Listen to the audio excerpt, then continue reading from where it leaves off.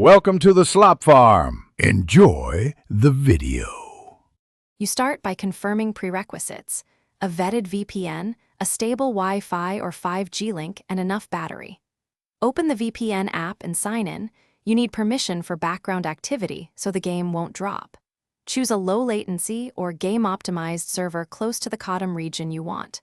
Once connected, confirm IP change and low ping in the VPN status. Make sure Codm is closed before switching servers to avoid connection conflicts when you launch the game. With the VPN active, tweak settings. Switch protocol to UDP or a game-optimized mode for lower packet loss, and enable split tunneling if you only want Call of Duty Mobile routed through the VPN. This reduces lag for other apps. Next, clear Codm cache or force stop, and then launch the game so it establishes a new session through the VPN. Monitor in-game ping and test a quick match.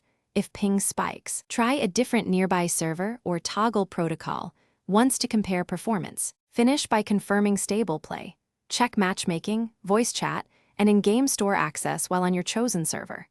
If you encounter packet loss, NAT, or friend invites failing, switch to an alternative server in the same region or toggle split tunneling off. If problems persist, disable the VPN and restart Codm to determine if the VPN caused it. Always keep both the VPN app and Codm updated, and if needed, contact VPN support with logs so you can get back to consistent.